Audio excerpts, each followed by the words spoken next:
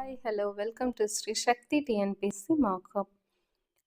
இந்த வீடியோவில் அரசியலமைப்பு உருவாக்கம் ரிலேட்டடான கொஸ்டின்ஸ் 100 MCQs பார்க்கலாம். அதில் ஃபஸ்ட்டு பார்ட்டு 1 to 25 கொஸ்டின்ஸ் இந்திய அரசியல் நிர்ணய சபை ரிலேட்டடானது பார்க்கலாம். ஃபர்ஸ்ட் ஒன், இந்தியாவில் ஒரு அரசியலமைப்பு நிர்ணய சபை உருவாக்கப்பட வேண்டும் என்ற கருத்தை முதலில் முன்மொழிந்தவர் யார்? Options are Mahatma Gandhi, Jawaharlal Nehru, M.N. Roy, B.R. Ambedkar. The right answer is M.N. Roy. இந்தியாவில் ஒரு அரசியலமைப்பு நிர்ணய சபை உருவாக்கப்பட வேண்டும் என்ற கருத்தை முதலில் முன்மொழிந்தவர் M.N. Roy. செகண்ட் ஒன், இந்திய தேசிய காங்கிரஸ் எந்த ஆண்டு முதலில் அதிகாரப்பூர்வமாக அரசியல் நிர்ணய சபை கோரிக்கையை முன்வைத்தது?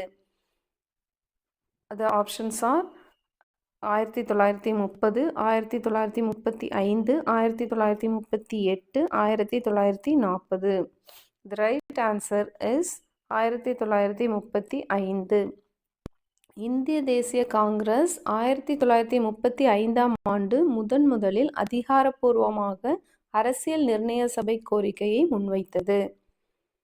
தேர்ட் ஒன், பிரிட்டிஷ் அரசாங்கம் முதலில் எந்த திட்டத்தின் மூலம் இந்தியர்களுக்கான அரசியல் நிர்ணய சபை கோரிக்கையை கொள்கையளவில் ஏற்றுக்கொண்டது? ஆப்ஷன்ஸ் ஆர் கிரிப்ஸ் தூதுக்குழு, ஆகஸ்ட் சலுகை, கேபினட் தூதுக்குழு, வேவல் திட்டம்.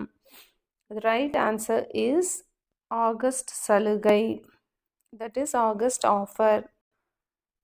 பிரிட்டிஷ் அரசாங்கம் முதலில் எந்த திட்டத்தின் மூலம் இந்தியர்களுக்கான அரசியல் நிர்ணய சபை கோரிக்கையை கொள்கையளவில் ஏற்றுக்கொண்டது? ஆகஸ்ட் சலுகை, தட் இஸ் ஆகஸ்ட் ஆஃபர் 1940. 1940 தான் ஆகஸ்ட் ஆஃபர் மூலமாக ஏற்றுக்கொண்டிருப்பாங்க. ஃபோர்த் ஒன், வெளிப்புற தலையீடு இன்றி இந்தியர்களால் மட்டுமே அரசியலமைப்பு உருவாக்கப்பட வேண்டும் என்று 1938 முழங்கியவர் யார்? ஆப்ஷன்ஸ் ஆர் சுபாஷ் சந்திர போஸ், ஜவஹர்லால் நேரு, சர்தார் வல்லபாய் படேல், முகமது அலி ஜின்னா. வெளிப்புற options, the right answer is Jawaharlal Nehru. வெளிப்புற தலையீடு இன்றி இந்தியர்களால் மட்டுமே அரசியலமைப்பு உருவாக்கப்பட வேண்டும் என்று 1938 முழங்கியவர் ஜவஹர்லால் நேரு.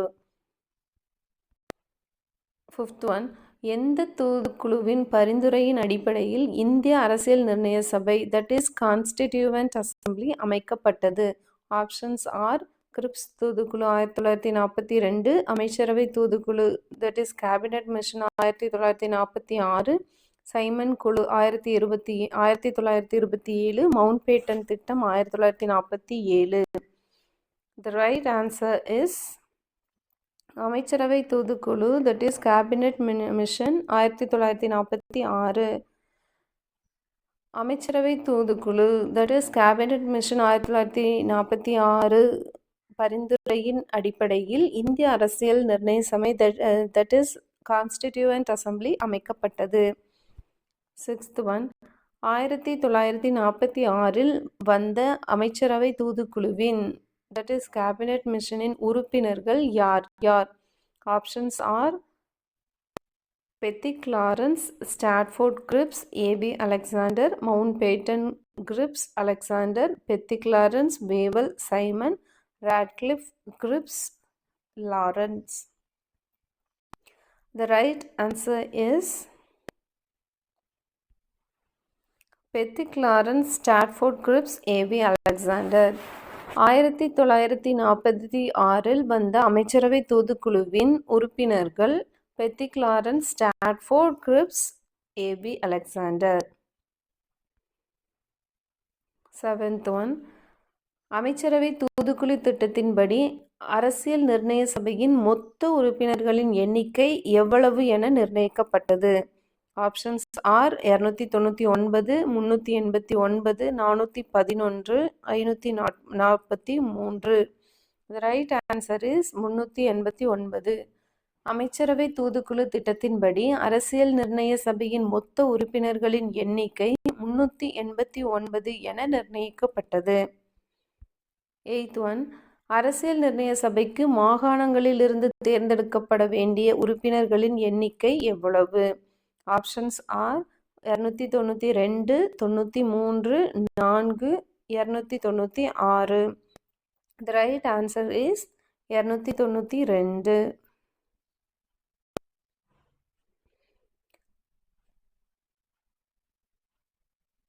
ஆக்சுவலாக 296 மொத்தம் பிளேசஸ் இடங்கள் வந்து 296. அதில் வந்து மாகாணங்கள் 292, 4 முதன்மை ஆணையர் பகுதிகளாக இருந்தது. ஸோ அரசியல் நிர்ணய சபைக்கு மாகாணங்களிலிருந்து தேர்ந்தெடுக்கப்பட வேண்டிய உறுப்பினர்களின் எண்ணிக்கை 292. 9.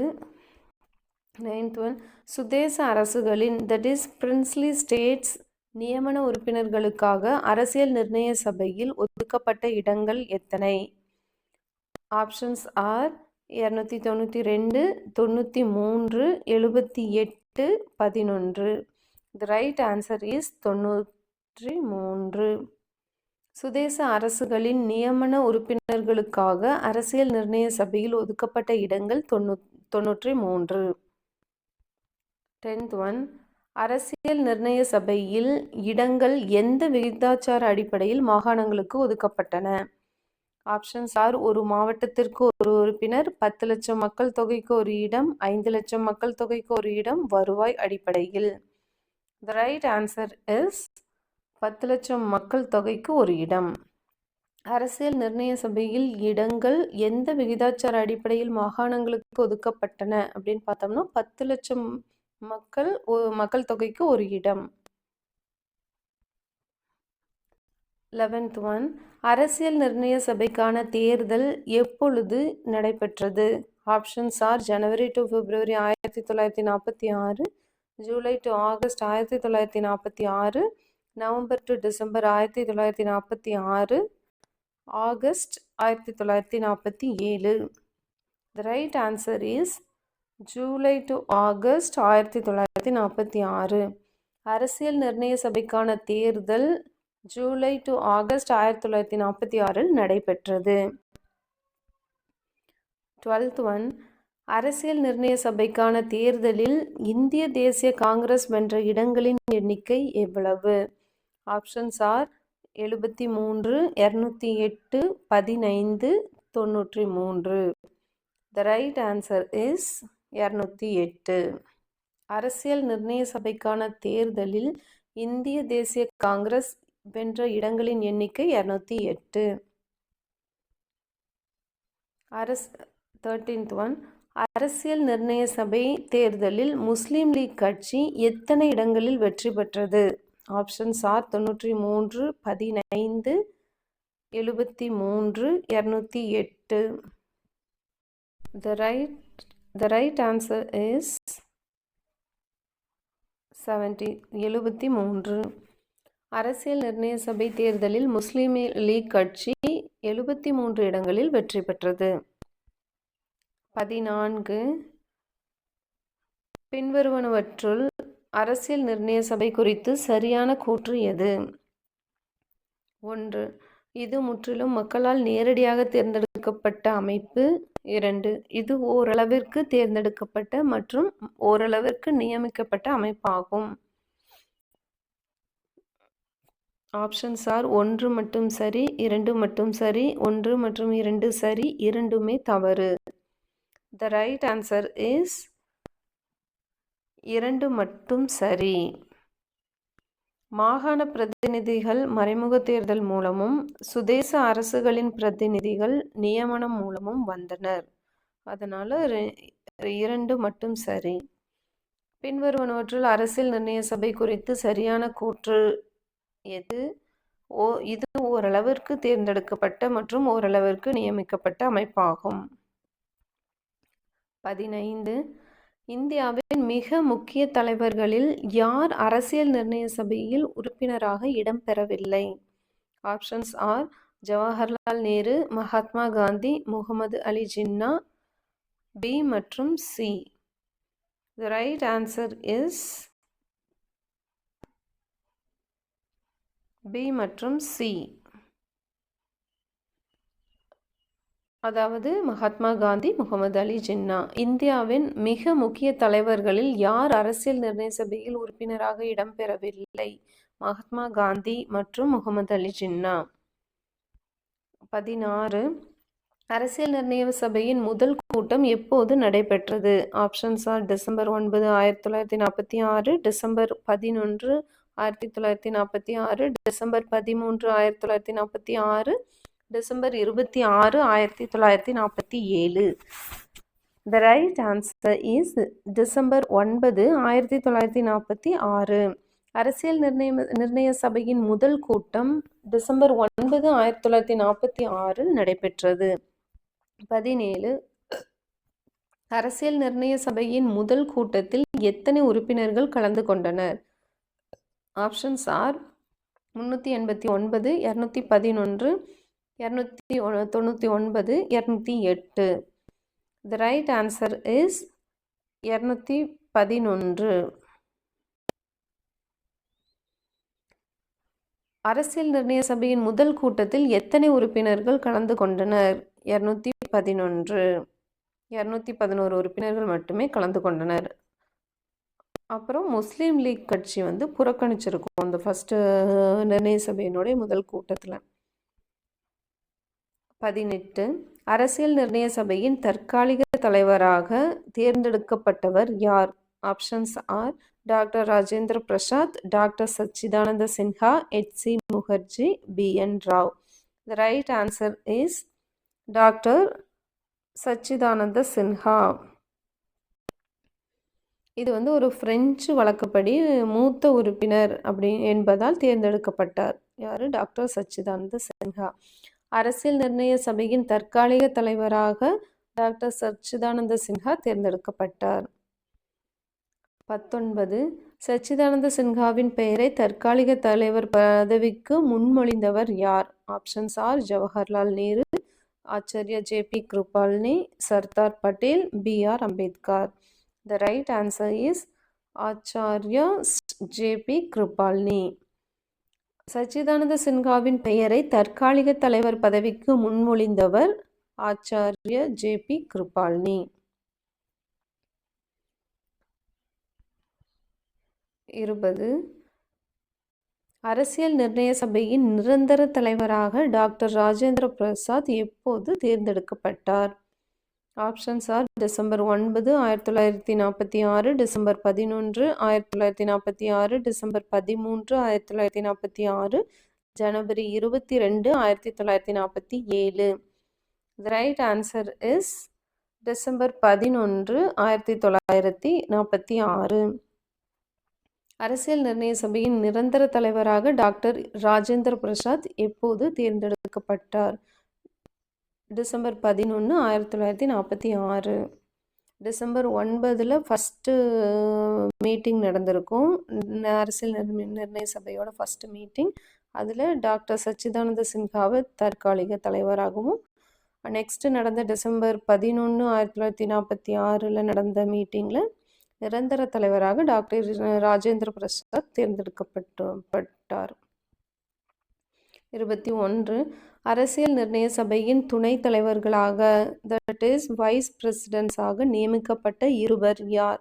Options are H.C. முகர்ஜி மற்றும் V.T. கிருஷ்ணமாச்சாரி, B.N. ராவ் மற்றும் K.M. முன்ஷி, J.P. கிருபால்னி மற்றும் நேரு, சர்தார் பட்டேல் மற்றும் Ambedkar. The right answer is H.C. Mukherjee மற்றும் V.T. கிருஷ்ணமாச்சாரி. அரசியல் நிர்ணய சபையின் துணைத் தலைவர்களாக தட் இஸ் வைஸ் பிரசிடென்ட்ஸ் ஆக நியமிக்கப்பட்ட இருவர் H.C. முகர்ஜி மற்றும் V.T. கிருஷ்ணமாச்சாரி. 22. அரசியல் நிர்ணய சபையின் அரசியலமைப்பு சட்ட ஆலோசகராக தட் இஸ் கான்ஸ்டிடியூஷனல் அட்வைசராக நியமிக்கப்பட்டவர் யார்? Options are doctor B.R. Ambedkar, sir B.N. Rao, S.N. Mukherjee, K.M. Munshi. The right answer is Sir B.N. Rao.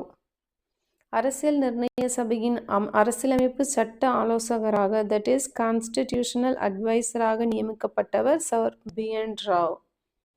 23 Jawaharlal Nehru வரலாற்று சிறப்புமிக்க குறிக்கோள் தீர்மானத்தை தட் இஸ் ஆப்ஜெக்டிவ் ரெசல்யூஷனை சபையில் எப்போது அறிமுகப்படுத்தினார்?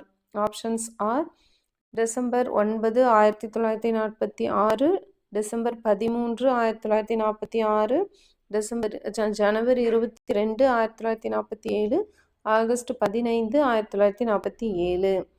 The right answer is December 13, 1946. Jawaharlal Nehru வரலாற்று சிறப்புமிக்க குறிக்கோள் தீர்மானத்தை தட் இஸ் அப்ஜெக்டிவ்ஸ் ரெசல்யூஷனை சபையில் டிசம்பர் 13, 1946 அறிமுகப்படுத்தினார். 24 நேருவின் குறிக்கோள் தீர்மானம் அரசியல் நிர்ணய சபையால் ஒருமனதாக எப்போது ஏற்றுக்கொள்ளப்பட்டது? Options are December 13, 1946, January 22, 1947, November 26, 1946, January 26, 1950. The right answer is ஜனவரி 22, 1947. நேருவின் குறிக்கோள் தீர்மானம் அரசியல் நிர்ணய சபையால் ஒருமனதாக ஜனவரி 22, 1947 ஏற்றுக்கொள்ளப்பட்டது. 25 தற்போதைய இந்திய அரசியலமைப்பின் முகப்புரை தட் இஸ் பிரியாம்பிள் எதன் மாற்றியமைக்கப்பட்ட வடிவமாகும்? ஆப்ஷன்ஸ் ஆர் நேருவின் குறிக்கோள் தீர்மானம், ஆகஸ்ட் சலுகை, இந்திய அரசாங்க சட்டம் 1935, சுதந்திர பிரகடனம் 1930. The right answer is நேருவின் குறிக்கோள் தீர்மானம். தற்போதைய இந்திய அரசியலமைப்பின் முகப்புரை தட் இஸ் பிரியாம்பிள் நேருவின் குறிக்கோள் தீர்மானத்தின் மாற்றியமைக்கப்பட்ட வடிவமாகும். Thank you for watching. Subscribe for more videos. Thank you so much.